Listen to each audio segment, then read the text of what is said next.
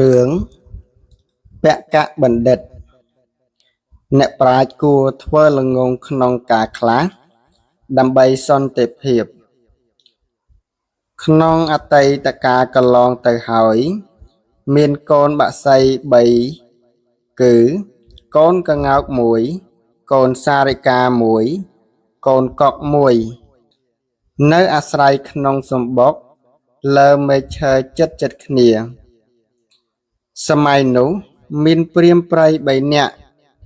នៅក្នុងដែនកម្ពុជាបាននាំគ្នាចរចាចូលទៅក្នុងព្រៃដើម្បីចាប់មរឹកព្រាហ្មណ៍ទាំង3នាក់នោះខំស្វែងរកមរឹកអស់មួយថ្ងៃពុំបានជួបប្រទះសោះដល់ពេលល្ងាចចិត្តត្រឡប់មកផ្ទះវិញបានឃើញកូនបក្សី3ដែលនៅក្នុងសំបុកចិត្តគ្នានោះក៏ចាប់យកមួយម្នាក់មកចិញ្ចឹមឯព្រាហ្មណ៍ព្រៃទាំង3រូបនោះមានសេចក្តីស្រឡាញ់ចំពោះកូនបក្សីទាំង3ហាក់ដូចជាកូនបង្កើតបានគិតគ្នាថាយើងខំចិញ្ចឹមរក្សាបង្រៀនឲ្យមានបែបបុត្រល្អ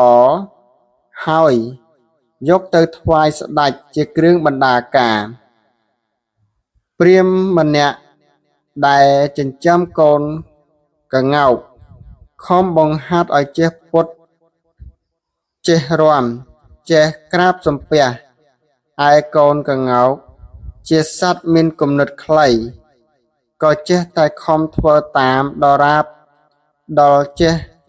រាំចេះក្រាបសំពះដោយបំណងរបស់ម្ចាស់ព្រាហ្មណ៍ព្រៃម្នាក់ទៀតដែលចិញ្ចឹមកូនសារិកាខំបង្ហាត់បង្ហាញឲ្យរៀនចេះភាសាមនុស្សសារិកាជាសត្វមានគំនិតខ្លីក៏ខំប្រឹងនិយាយតាមដរាបដល់ចេះនិយាយជាមួយនឹងមនុស្សបានឯព្រាហ្មណ៍ព្រៃម្នាក់ទៀតដែលចិញ្ចឹមកូនកុកខំបង្ហាត់បង្រៀនកុកនោះតាមបំណងរបស់ខ្លួនប៉ុន្តែកុកជាបណ្ឌិតមានគំនិតវែងបានគិតថាអញមិនគួរធ្វើជាអ្នកចេះរាំចេះនិយាយចេះក្រាបសំពះតាមឱវាទរបស់ព្រាហ្មណ៍ទុច្ចរិតនេះទេបើអញធ្វើជាអ្នកចេះដឹងមកតែព្រាហ្មណ៍នេះដាក់នៅក្នុងទ្រុងដរាបដល់អស់ជីវិតលុះគិតដូច្នេះហើយក៏មិនអើពើនឹងឱវាទរបស់ព្រាហ្មណ៍ព្រៃជាម្ចាស់បើគេបង្ខំខ្លាំងគ្រាន់តែស្រែកក្រក់ប៉ុណ្ណោះថ្ងៃមួយព្រាហ្មណ៍ទាំងនោះបានយកកូនបក្សីទាំង3ទៅថ្វាយស្ដេចព្រះរាជាបានទតឃើញកូនបក្សីនោះហើយទ្រង់មានព្រះតម្រាស់ថាមនាលព្រាហ្មណ៍កូនក្ងោកនេះមានគុណវិសេសដូចម្ដេចខ្លះម្ចាស់ក្ងោកក្រាបទូលថាបពិតព្រះសមតិទេពក្ងោកនេះចេះរាំចេះក្រាបថ្វាយបង្គំក៏ប្រើក្ងោកនោះថ្វាយបង្គំព្រះរាជាលុះក្ងោកនោះថ្វាយបង្គំហើយម្ចាស់ក្ងោកធ្វើភ្លេងដោយមាត់របស់ខ្លួនក្ងោកក៏ពុតពេនរែរាំតាមភ្លេងនោះព្រះរាជាបានទតឃើញដូច្នេះហើយទ្រង់សពព្រះរាជហឫទ័យទ្រង់ត្រាស់សួរទៅអ្នកចិញ្ចឹមសារិកាទៀតអ្នកចិញ្ចឹមសារិកាក្រាបទូលថាបពិតមហារាជសារិកានេះចេះនិយាយភាសាមនុស្សបានក៏នាំសារិកានោះនិយាយថ្វាយព្រះរាជាព្រះសណ្ដាប់ព្រះរាជាទ្រង់ព្រះសណ្ដាប់ភាសាកូនសារិកានោះហើយទ្រង់សពព្រះរាជហឫទ័យ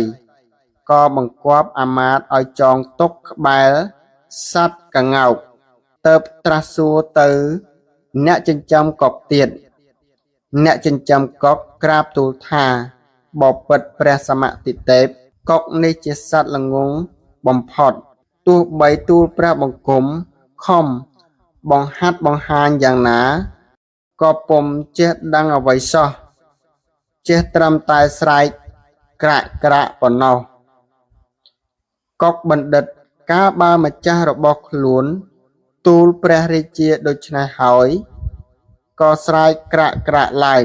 លំដាប់នោះព្រះរាជាទ្រង់ព្រះសម្រួលយ៉ាងខ្លាំងទៅបង្គាប់ឲ្យអាមាត្យថាអ្នកឯងយកកុកនេះទៅលេងទៅកុំទុកព្រោះវាជាសត្វល្ងង់មិនចេះនិយាយស្ដីនឹងគេទេកុកបណ្ឌិតកាលបើអាមាត្យលែងហើយក៏ហើរទៅទុំលើកំពូលប្រាសាទសូត្របទគាថាជាភាសាមនុស្សថាបពិតមហារាជខ្ញុំជាកុកបណ្ឌិតមានប្រាជ្ញាម្ចាស់ខ្ញុំព្រះអង្គឲ្យនិយាយខ្ញុំមិននិយាយឡើយដើម្បីដោះខ្លួនឲ្យរួចពីចំណងឯកង្កោកនិងសារិកាជាអ្នកចេះដឹងច្រើន